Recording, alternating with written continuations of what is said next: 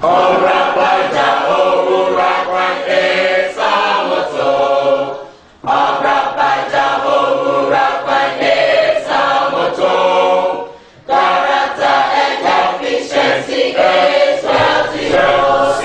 electrical installations can be a serious fire hazard and can lead to injury or electrocution. According to building regulations, electrical wiring should be changed every 10 to 15 years. However, in the case of Apam Senior High School, it's different. Apam Senior High School, like any other school, have many challenges.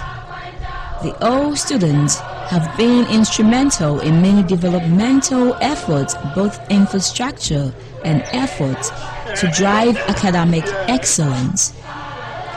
National Assosa, which is the Old Students Association in collaboration with all year groups, have built 20-seated toilet and bathroom facilities for houses 6 and 9 and assisted the school in many diverse ways.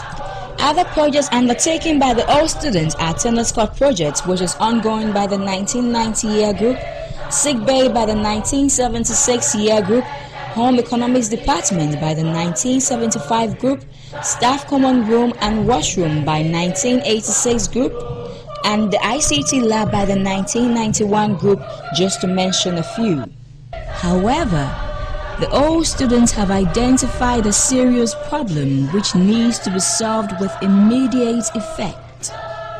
This had to do with the electrical problems of the school. Since the school was established about 6 decades ago, it has not seen any major maintenance in the electrical system. Lights go off and comes on at any time. Switches have permanently remained on. There are sparks of fire on electrical poles, wires hanging around, metals giving electrical shocks, just to mention a few. All this put the entire school populace life in danger. These the old students have identified and wants to put immediate stop to. The orientation of the present SHS1 students at the dining hall gave the team an opportunity to go around to capture some of the scenes, and we realized we are sitting on a time bomb. In 2 of the classrooms at the junior block, though the switches are off, we realized the bulbs were still flickering. We proceeded from there to the middle block and we saw the warnings clearly on the walls and ceilings. Traces of smoke detected on the ceilings were enough drumming warnings that the rewiring of the school should be addressed now. The stories were similar in the senior blocks. At the dining hall, our sorrow was turned into joy when we saw the initiative of the school in installing some new lighting system with some solar power installations. Our joy was short-lived when our crew members decided to pass by the kitchen to have an interaction with the matron.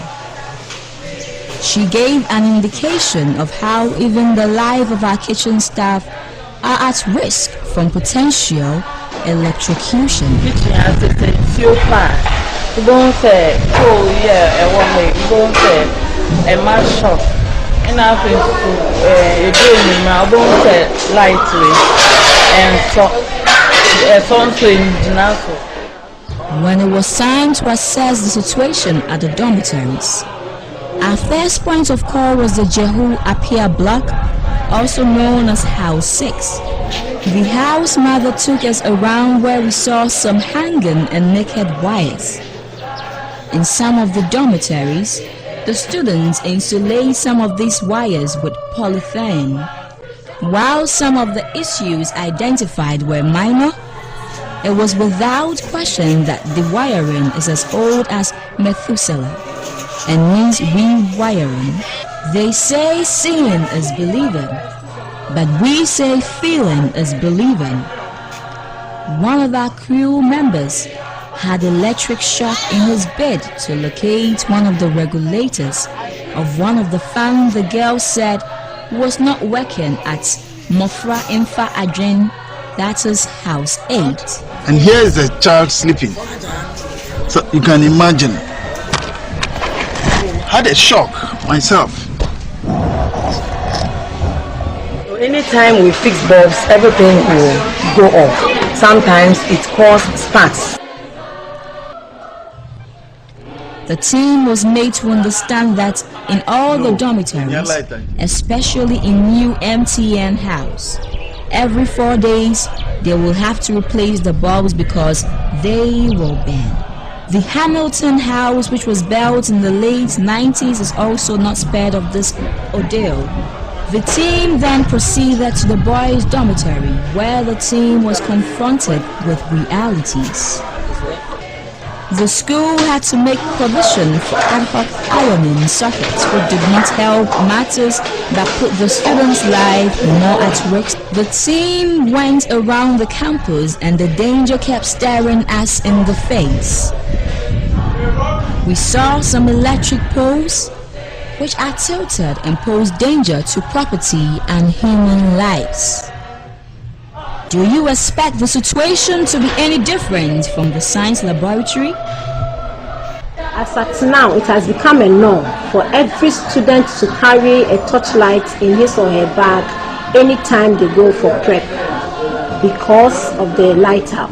And if it should happen, it will surprise you to come and see students studying with torchlights raised to the ceiling, and that gives a reflection to the class for the student to study, and that is not good for us as a school. And as I speak now, one of the most challenging areas of the school which needs urgent attention is the lighting system.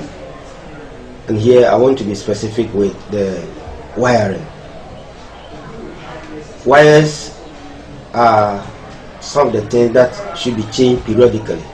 Unfortunately for us, since the founding of the school, the wires have not been changed. Finally, the team then set off to Accra, waiting for the night to see how the school is like during the evening. You might mistake some part of the school to be some dark alley. We need to provide more street lights and replace all neem trees 7 as electrical poles to the school gate and the boys' gents area.